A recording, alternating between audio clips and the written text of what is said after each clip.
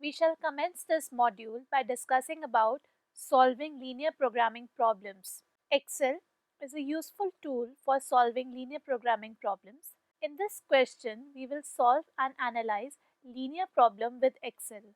Although the problem can be easily solved graphically or with the simplex method, we demonstrate how to use Excel so that you are able to tackle problems where the graphical method or the simplex method is impossible or not practical. In order to solve linear programming problems, we will use the solver tool found on Excel to solve problems. The capacity to solve linear programs is only available if you install the solver tool.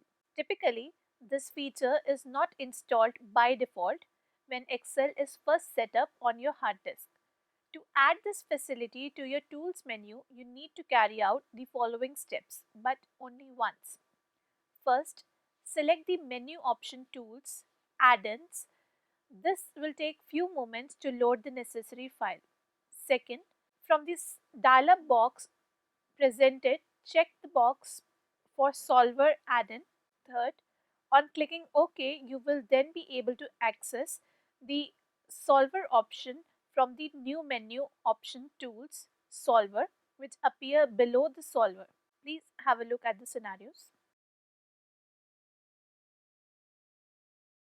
After studying this module, you shall be able to analyze linear problem with Excel, create spreadsheets in Excel, solve linear programming problems using Excel, understand the problems associated with solving linear problems with spreadsheet. Let us now discuss about creating a spreadsheet.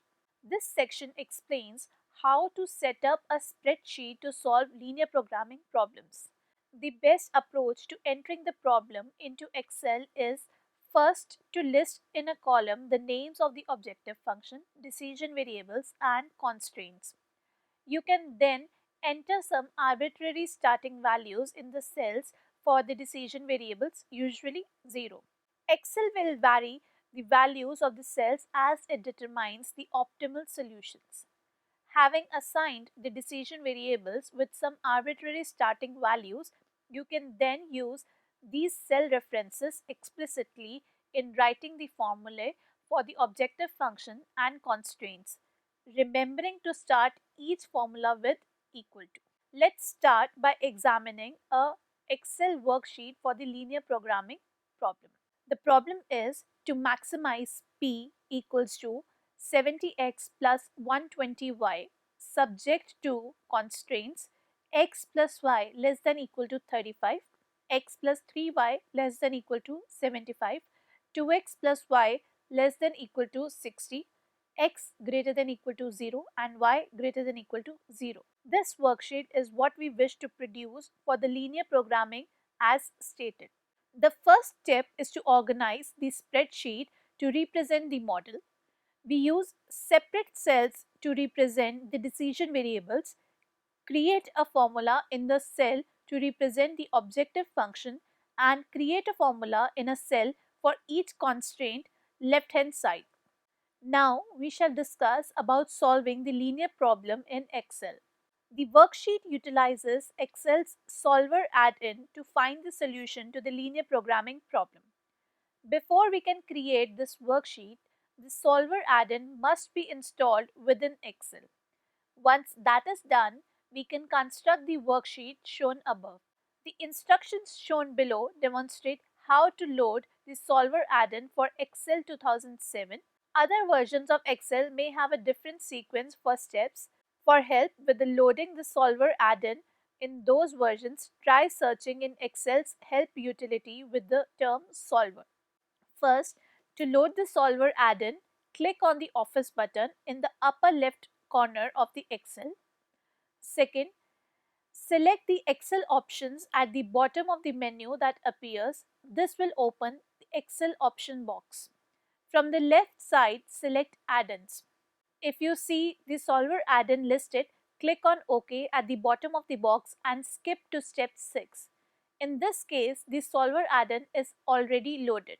Fifth, to add the Solver add-in, click in the Manage area and select Excel add-ins and press Go. In the addends box that appears, click in the box next to the solver add-in to put a check in the box. Click OK. The solver add-in is now ready to use. Sixth, now we can begin to make the worksheet that we will use to solve the linear programming problem. Enter the text shown in the individual cells. You will need to resize some of the columns.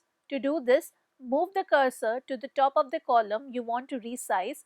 Position the cursor over the border between the columns. The cursor will change to a double-headed arrow. If you hold down the left mouse button, you can move the cursor to resize the column like columns. Seventh, enter the coefficients of the objective function on a line labeled profit. Eighth, enter the coefficients of the constraints in the lines labeled capacity constraint, cutting constraint, and assembly and finishing constraint. Ninth, enter the right-hand sides for each constraints in the appropriate row in the column labeled RHS. 10th, in the row labeled solution values, enter an initial guess for the solution. These values can be just about any non-negative number. In this worksheet, we use the values xy equals to 0, 0 for simplicity. The cells you place the guesses in, B9 and C9, are called the changing cells. These values are used to evaluate the objective function and left-hand side of the constraints. Then place the appropriate inequalities in each constraints row. 12th, in cell D4, we want to calculate the value of the objective at the solution values in cells B9 and C9. This cell is called the target cell. Click your mouse in the target cell. In the formula area, type sum product bracket opens $B $9 colon $C $9 comma B4 colon C4 brackets closed. Press enter on the keyboard. The sum product function multiplies corresponding cells and adds the result. In this case, the solution values in B9 and C9 are multiplied times the objective function coefficients in B4 and C4. The sum of these products is placed in the target cell. 13. The dollar signs used in step 13 are called the absolute references. Absolute references are useful when fills are used to create entries in cells. Click on cell D4 again. Notice the darker box in the lower right hand corner of the cell. This box is called the fill handle.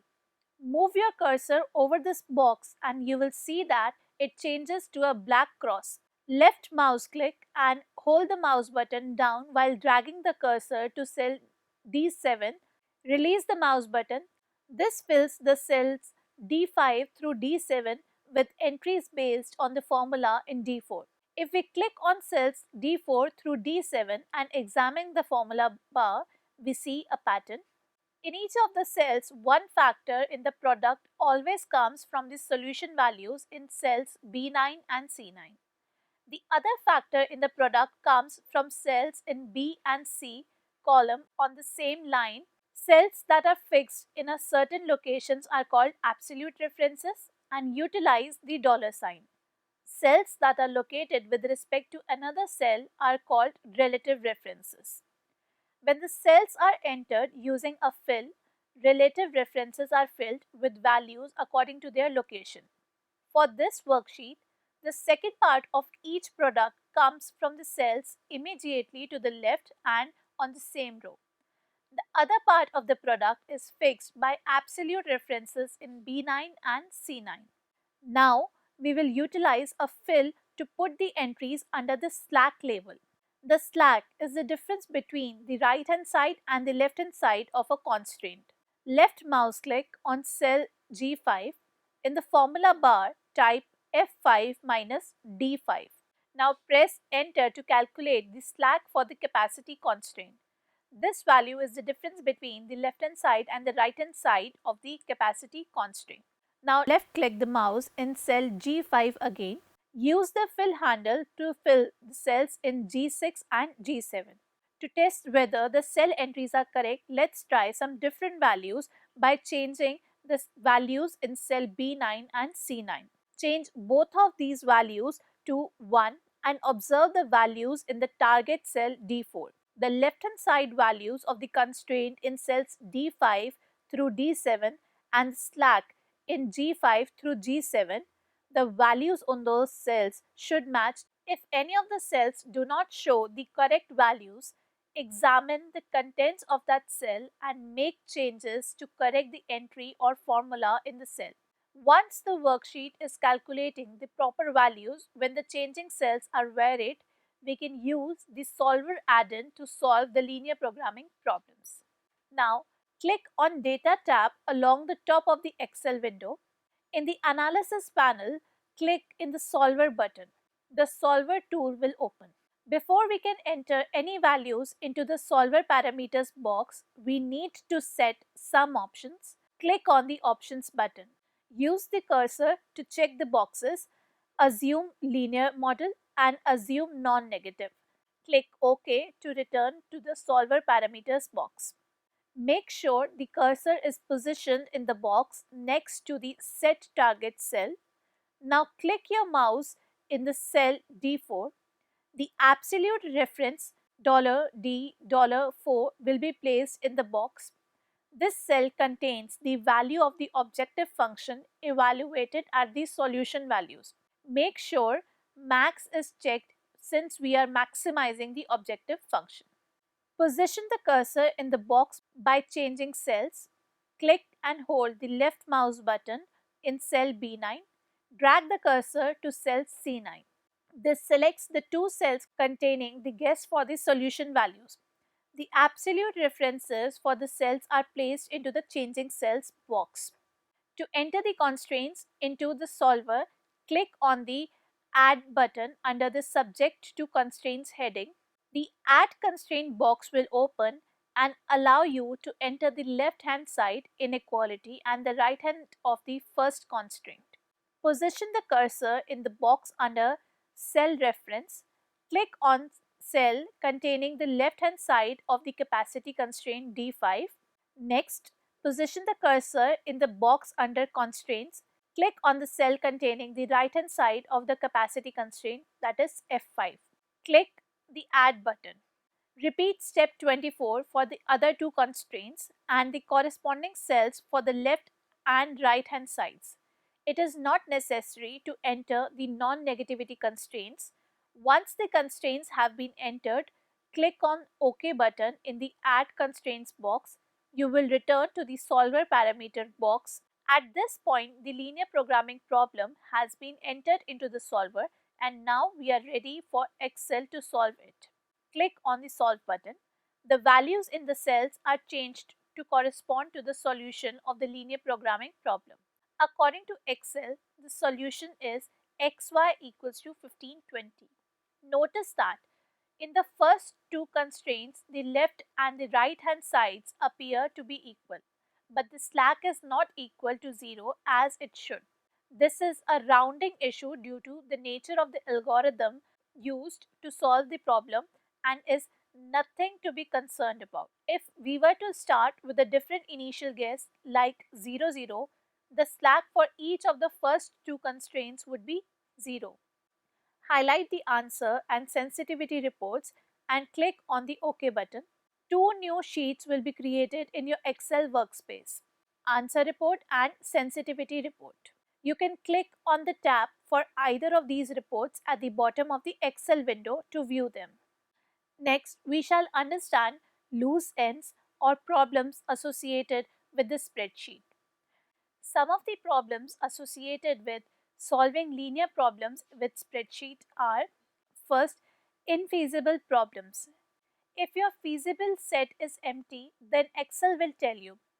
After you ask Excel to find a solution, the solver result box appears with the statement that solver could not find a feasible solution. Provided that there are no mistakes, this means that the problem is not feasible. There is no solution to find and there is nothing else to do. Second, unbounded problems. If your problem is unbounded, then Excel will tell you The solver results box appears with the statement that the set target cell values do not converge. The spreadsheet then provides you with a finite guess for all the variables, but the guess will have the property that you can increase at least one of the variables without bound, maintain feasibility by varying only the variables that have positive values, and increase the objective function without bound. Third, mysterious failures. Almost certainly something will go wrong at some point.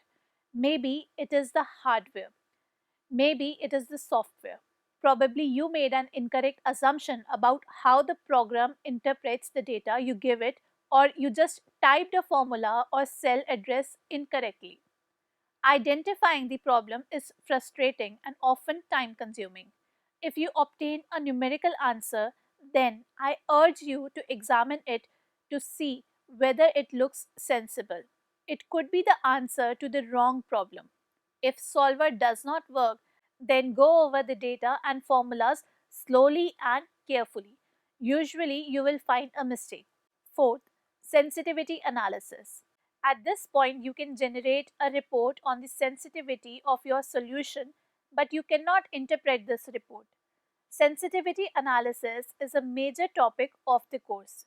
I will teach you what this report means soon. Now, we will summarize what we have discussed in this module. In this module, we have learnt that the best approach to entering the problem into Excel is to first list in a column the names of the objective function, decision variables, and constraints.